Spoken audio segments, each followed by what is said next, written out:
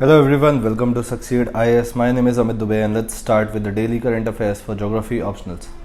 आज कोई खास इंपॉर्टेंट आर्टिकल था नहीं ज्योग्राफी ऑप्शनल्स के लिए, तो इसलिए मैंने सोचा कि कुछ टाइम पहले जो न्यूज़ में एक इंपॉर्टेंट कंसेप्ट था हम लोग आज उसको डिस्कस कर लेंगे, क्योंकि आज हम लोग को फ्री टाइम मिला है डिस्कस करने के लिए। एंड ये कंसेप्ट है आपका Atlantic Nino. And Atlantic Nino को हम लोग little brother of El Nino भी बोलते हैं।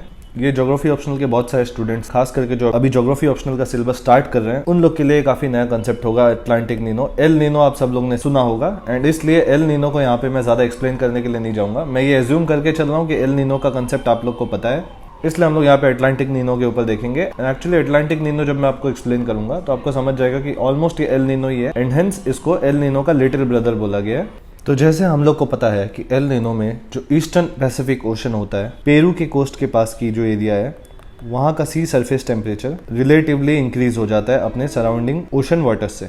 एंड ये ओशन वाटर्स वार्मर होने की वजह से इस चीज़ को हम लोग बोलते हैं एल नीनो इफेक्ट।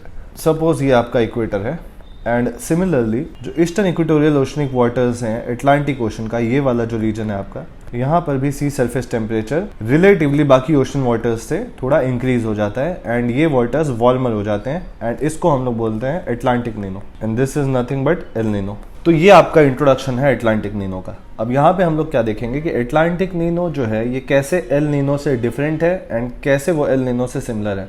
ऐसा एक क्वेश्चन यूपीएससी में 100% आ सकता है कि what are the differences between El Nino and Atlantic Nino और what are the similarities between this two. And ये भी क्वेश्चन आ सकता है कि how Atlantic Nino and El Nino are different than La Nina. La Nina आपको पता होगा, इस पर्टिकुलर एरिया का ओशन वाटर रिलेटिवली कोल्डर होता है अपने सराउंडिंग ओशन वाटर से एंड हेंस उसको हम लोग ला नीना बोलते हैं एंड वो इंडियन मानसून के लिए बेनिफिशियल रहता है। And on the opposite hand L Nino and Atlantic Nino, ये दोनों इंडियन मानसून के ऊपर नेगेटिव इंपैक्ट डालते हैं। मतलब मानसून जो होता है वो इंडियन सबकॉन्टिनेंट में थोड़ा वीक होता है। तो इसका डिफरेंसेस देख लेते हैं हम लोग। See first important difference El Nino and Atlantic Nino में ये है कि एल नीनो जो है इसको फॉर्म होने में काफ़ी लंबा टाइम लगता है। समर के स्टार्ट में एल नीनो फॉर्म होना स्टार्ट होता है एंड अराउंड विंटर तक एल नीनो जो है ये अपने मैक्सिमम कैपेसिटी पे आ जाता है। तो ये जो पीरियड है फ्रॉम समर टू विंटर, ये काफ़ी टाइम लग जाता है एल नीनो को अपने पूरे स्ट्रेंथ पे आने के लिए। On the other hand Atlantic Nino जो है ये समर तक वेल एस्टेब्लिश्ड हो जाता है एंड इस टाइम तक जनरली एल नीनो या तो इनएक्टिव होता है या एल नीनो स्टार्ट होना चालू होता है। तो ये एक की डिफरेंस है दोनों के ऑनसेट से रिलेटेड।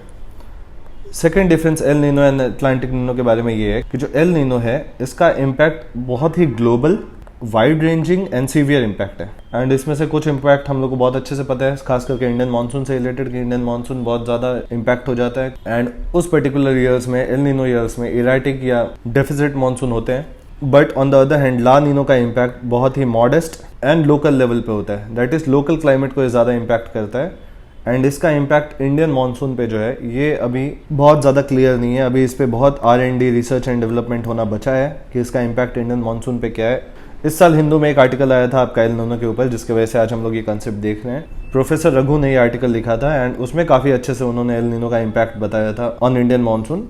बट उसमें भी ये लिखा था कि अभी इसका इम्पैक्ट बहुत क्लियरली वेल डिफाइंड नहीं है जैसे एल नीनो का डिफाइंड है एंड इस पर अभी बहुत सारे रिसर्च होने बचे हैं क्योंकि ये रिलेटिवली न्यू कंसेप्ट है। एंड कुछ अदर लोकल लेवल के इम्पैक्ट्स एटलांटिक नीनो के ऐसे हैं कि जो साहेल रीजन है अफ्रीका का, वहाँ पे एटलांटिक नीनो की वजह से यहाँ पे मानसून काफ़ी रिड्यूस हो जाता है। जस्ट लाइक एल नीनो के इम्पैक्ट की वजह से इंडिया में मानसून काफ़ी कम हो जाता है, डेफिसिट हो जाता है। But on the other hand जो नॉर्थ ईस्टर्न साउथ अमेरिका है, इस पार्ट पे काफ़ी फ्लड लाइक सिचुएशन हो जाता है। तो इसलिए बोला जाता है कि एटलांटिक नीनो का जो इम्पैक्ट है वो ऑन अ लोकल लेवल है। But on the other hand El Nino का इम्पैक्ट जो है वो इंडियन सब continent, north American continent, south American continent, ये सारों पे होता है। पूरा वोकल सेल सर्कुलेशन इससे इम्पैक्ट होता है एंड इसलिए बोला जाता है कि एल नीनो का जो है ग्लोबल इम्पैक्ट है। तो ये तो कुछ 2-3 डिफरेंसेस हमने देख लिया। अब ये देखते हैं कि ये दोनों में सिमिलैरिटीज क्या है El Nino and Atlantic Nino में। तो फर्स्ट सिमिलैरिटीज इनके ऑनसेट से रिलेटेड है। दोनों जो है El Nino and Atlantic Nino atmospheric ocean feedback mechanism की वजह से होता है and atmospheric ocean feedback mechanism जो है ये आपके वोकल सेल सर्कुलेशन से रिलेटेड है एंड एक्चुअली में positive atmospheric ocean feedback mechanism की वजह से ही El Nino and Atlantic Nino produce होते हैं। एंड ये जो पूरा कंसेप्ट है एटमॉस्फेरिक ओशन फीडबैक मैकेनिज्म्स को, इसको हम लोग डिटेल में कभी बाद में देख लेंगे क्योंकि अपने आप में ही एक पूरा सेपरेट टॉपिक हो जाएगा एंड बहुत डिटेल में इसको समझाना पड़ेगा कि कैसे वोकल सेल सर्कुलेशन इम्पैक्ट होता है। वोकल सेल सर्कुलेशन जिनको नहीं पता है उनको मैं सिर्फ एक जिस्ट दे देता हूँ। जैसे ये आपका Hadley cell, Ferrel cell and polar circulation cell होता है। सिमिलरली जो हॉरिजॉन्टल एटमॉस्फेरिक सर्कुलेशन होते हैं, ये वाले सर्कुलेशंस को आप बोलते हैं वोकल सेल सर्कुलेशन।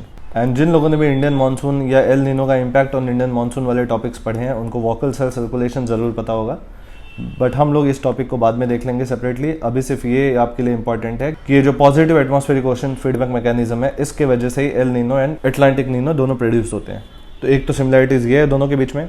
दूसरा एक बहुत इंपॉर्टेंट सिमिलैरिटी ये है कि जब भी एल नीनो विंटर में अपने मैक्सिमम कैपेसिटी पे आ जाता है एंड जब वो फेड आउट हो रहा होता है, उसी के फेडिंग आउट इफेक्ट के वजह से बहुत बार अटलांटिक नीनो प्रोड्यूस हो जाता है। एंड हेंस आप लोग अब फर्स्ट पॉइंट से रिलेट कर पाएंगे। जो डिफरेंसेस का फर्स्ट पॉइंट था, यहाँ पे मैंने बताया था कि अटलांटिक नीनो समर तक वेल एस्टेब्लिश्ड हो जाता है, बट एल नीनो समर में एस्टेब्लिश्ड होना स्टार्ट होता है एंड विंटर तक मैक्सिमम कैपेसिटी में आ जाता है। तो ये जब मैक्सिमम कैपेसिटी में आने के बाद जब एल नीनो फेड आउट हो रहा होता है, उस फेडिंग आउट इफेक्ट की वजह से ही नेक्स्ट समर तक एल नीनो प्रोड्यूस हो जाता है एंड वेल एस्टेब्लिश्ड हो जाता है। इसलिए अटलांटिक नीनो समर तक वेल एस्टेब्लिश्ड हो जाता है, क्योंकि ये जनरली फॉलो करता है एल नीनो। तो ये दो सिमिलैरिटीज़ हैं, दोनों ऑनसेट से रिलेटेड ही हैं। एंड ये जो पूरे नीनोज हैं, जैसे आपका अटलांटिक नीनो हो गया, एल नीनो हो गया, या आपका ला नीना हो गया, ये तीनों नीनोज को आप बोल सकते हैं नीनो फैमिली। एंड यूपीएससी कभी एक ऐसे क्वेश्चन भी पूछ सकती है, एक particular question on Nino family. तो नीनो फैमिली के ऊपर अगर कोई भी क्वेश्चन आता है तो आपको पता होना चाहिए कि question Atlantic Nino, La Nina and El Nino के बारे में है। तो आज क्योंकि कोई इंटरेस्टिंग आर्टिकल नहीं था ज्योग्राफी ऑप्शनल के ऊपर या कोई मैप मार्किंग के लिए लोकेशन भी नहीं था, तो मैंने सोचा आज आपको एक कंसेप्ट क्लियर कर देता हूँ। एंड इंडियन मानसून पे जो अटलांटिक नीनो का इम्पैक्ट है, ये अभी रिसर्च एंड डेवलपमेंट का पार्ट है एंड इस पर बहुत ज़्यादा अभी आइडिया नहीं है। बट प्रोफेसर रघु का एक आर्टिकल था हिंदू में कि अगर हम अटलांटिक नीनो के इम्पैक्ट्स को भी काउंट करने लगे तो हो सकता है हमारे जो प्रेडिक्शन मॉडल्स है IMD के, उसके प्रेडिक्शन में काफ़ी इंप्रूवमेंट आया एंड एक्यूरेसी आए, क्योंकि इस बार IMD का प्रेडिक्शन में बहुत ज़्यादा एक्यूरेसी नहीं थी एंड इस वजह से ये क्वेश्चन उठा था एक्यूरेसी के ऊपर या प्रेडिक्शन मॉडल्स के ऊपर। तो ये कुछ सजेशन आप भी दे सकते हैं कि IMD के अगर प्रेडिक्शन के ऊपर क्वेश्चन आता है तो आप भी लिख सकते हैं कि एल नीनो को अगर हम इनकॉर्पोरेट करेंगे इसके इम्पैक्ट्स को, तो हो सकता है हमारा प्रेडिक्शन ज़्यादा एक्यूरेट हो। तो ये काफ़ी अच्छा आर्टिकल था एंड ये डिफरेंसेस एंड सिमिलैरिटीज़ को आप लोग अपने नोट्स में ऐड कर सकते हैं। तो that's it for the day. Good bye, take care.